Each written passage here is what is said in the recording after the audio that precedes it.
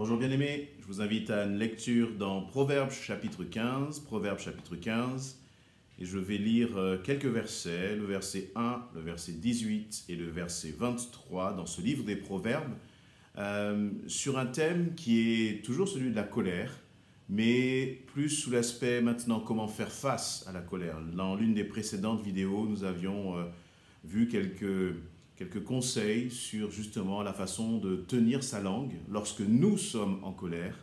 Et maintenant, il y a quelques préconisations là sur comment faire face à la colère de l'autre notamment.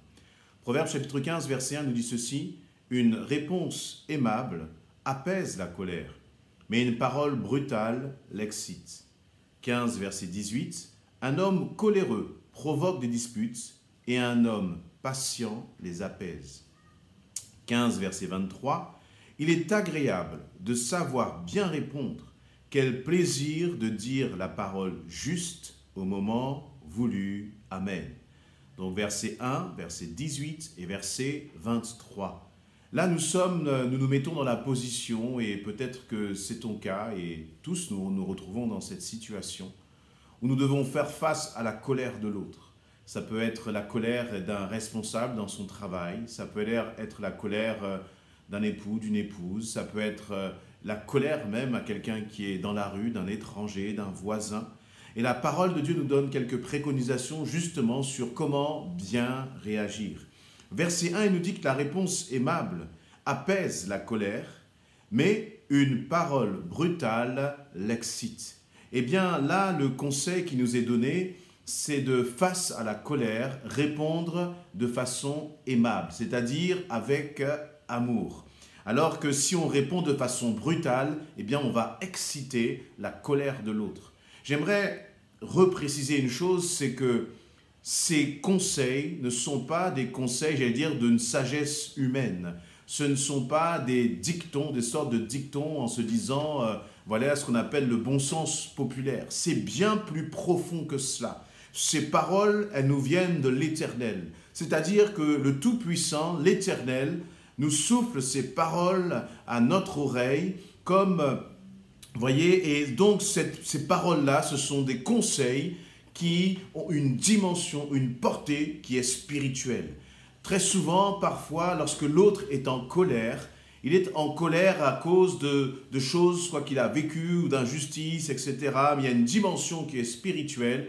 Et le Seigneur nous dit, eh bien, si tu mets en pratique mes commandements, si tu mets en pratique mes exhortations, alors tu verras les fruits. Et le premier fruit, c'est que le Seigneur nous dit, si tu veux apaiser la colère de l'autre, si tu veux apaiser la colère de ton époux, de ton épouse, peut-être la colère de quelqu'un même qui est étranger, je veux croire profondément en la véracité de ces paroles. Il dit, une parole aimable apaise la colère. Donc, face à la colère de l'autre, eh bien, demandons au Seigneur, fais de moi un homme, une femme qui a des paroles aimables. C'est-à-dire qui, même face à la colère, va apprendre à répandre des paroles d'amour.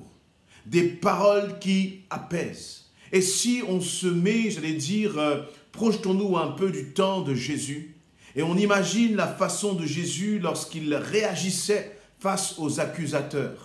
Lorsqu'il réagissait face à ces chefs religieux qui voulaient lui cracher dessus, qui voulaient le lapider parfois, qui étaient agacés, en colère par la sagesse de Jésus, Jésus répondait tout le temps et systématiquement d'une façon aimable.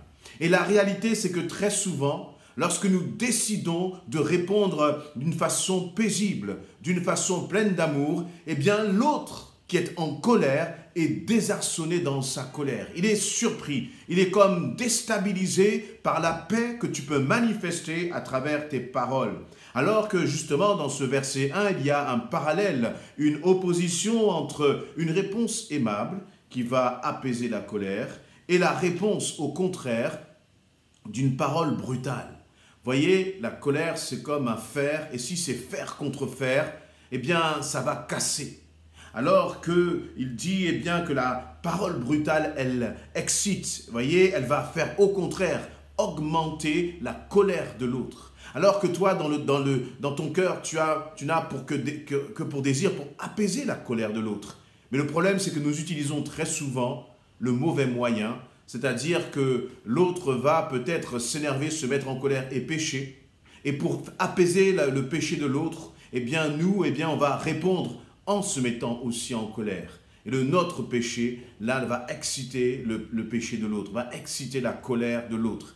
Et au péché, nous n'allons faire que rajouter le péché, comme exciter encore, comme ranimer encore la colère de l'autre. Et puis ça va monter comme ça, crescendo, au fur et à mesure. Et au final, nous-mêmes, nous allons être profondément déçus, nous allons regretter amèrement d'avoir réagi de cette façon face à la colère de l'autre. Et une deuxième, au verset 18, il va reprendre justement dans ce sens en disant qu'un homme coléreux provoque des disputes, mais un homme patient les apaise. Et vous voyez là, au premier verset, il nous est parlé donc d'une réponse qui est aimable, donc une réponse qui est faite justement avec cette dimension d'amour face à la colère. Et tu peux imaginer là comme un incendie qui est en train de démarrer. Et puis toi, ton extincteur pour éteindre cet incendie, ce n'est pas d'apporter du feu aussi, ce n'est pas d'apporter ta propre colère, mais c'est de relâcher une parole d'amour à travers ta bouche. Et au verset 18, il nous dit, bien, l'homme coléreux, il provoque des disputes, et un homme patient les apaise. Et une femme patiente va apaiser la colère. Et là aussi, c'est un deuxième, j'allais dire, remède que le Seigneur nous donne face à la colère de l'autre. Sois patient. Parce que parfois, tu peux être découragé. Tu peux être à bout à cause justement de colère parfois répétitive. Et je parle là de choses qui se passent parfois dans les couples, de choses qui se passent parfois dans les familles, dans les relations avec les parents, parfois même, j'en souris un peu, mais avec les beaux-parents, on a tellement, vous voyez, de réputation, etc., vis-à-vis des relations avec les beaux-parents. Et ça peut être parfois difficile pour toi. Mais le Seigneur te dit qu'un homme patient apaise, tu apaises les colères par ta patience. Et donc, ça, je crois que c'est une deuxième chose que nous devons cultiver en tant qu'enfants de Dieu. Premièrement, Seigneur, fasse que de ma bouche sortent des paroles d'amour en toutes circonstances. Même face à la colère de l'autre, Seigneur, je veux te prier pour parler avec amour. Deuxième point, en toutes circonstances, Seigneur, donne-moi cette patience. Derrière cette patience, cette persévérance, cette endurance pour toujours relâcher les paroles d'amour face à la colère auquel parfois je peux faire face. Et je vous garantis, parce que c'est la parole qui le dit, parce que la parole de Dieu c'est la vérité, que si tu agis de cette façon-là, tu verras des résultats, tu verras des résultats. Ne te dis pas j'ai essayé, mais dis-toi plutôt Seigneur, je veux continuer de persévérer dans cette voie de la parole aimante et de la parole qui est donnée avec patience. Et le risque qu'il y a derrière ce verset 18, c'est que justement, si tu perds patience, toi aussi tu vas devenir une source de colère. Et tu deviendras donc cet homme coléreux qui provoque des disputes. C'est-à-dire que tu vas passer, j'allais dire, de celui qui est victime de la colère des autres. Tu vas passer de victime à celui qui est acteur et qui va être celui qui provoque même la colère. Alors qu'en tant qu'enfant de Dieu, le Seigneur nous demande d'être patient pour apaiser la colère. Épouse, sois une épouse patiente face à la colère. Époux, peut-être face à la colère de ton épouse, sois un époux patient. Et c'est comme cela que tu vas créer une atmosphère de paix. Et je crois que tout à l'heure, je parlais de cette dimension spirituelle. Nous n'avons pas à lutter contre la chair et le sang, mais contre les dominations, contre les esprits qui veulent vraiment diviser et mettre la zizanie dans les relations les uns avec les autres, qu'elles soient de tout type, relations professionnelles, relations familiales, relations de couple, voyez, relations de voisinage. Dieu nous a donné une autorité, il nous a donné le moyen justement d'apaiser ces relations, et plus que d'apaiser ces relations, je crois même de briser toutes les tentatives du diable de semer la zizanie et la division. Et au verset 23, elle va terminer par « Il est agréable de savoir bien répondre, quel plaisir de dire la parole juste au moment voulu. » Et là, je relis ce passage-là, ce verset-là, justement, surtout au moment de colère, au moment de crise. Au moment de crise, il est extrêmement important, il est fondamental que de nos bouches, justement, puisse sortir une parole de sagesse. Une parole, justement, qui confonde la colère de l'autre. Une parole qui est, là il me vient l'image vraiment de ces hommes qui étaient venus pour lapider cette femme-là adultère. Où Jésus a commencé à écrire sur le sol et à prononcer ces paroles qui ont fait taire la colère des autres. Que celui qui n'a jamais péché lui jette la première pierre. Voilà quelles furent les paroles de Jésus face à la colère de ces hommes qui voulaient lapider cette femme adultère. Et Jésus a vraiment eu cette parole juste au moment voulu.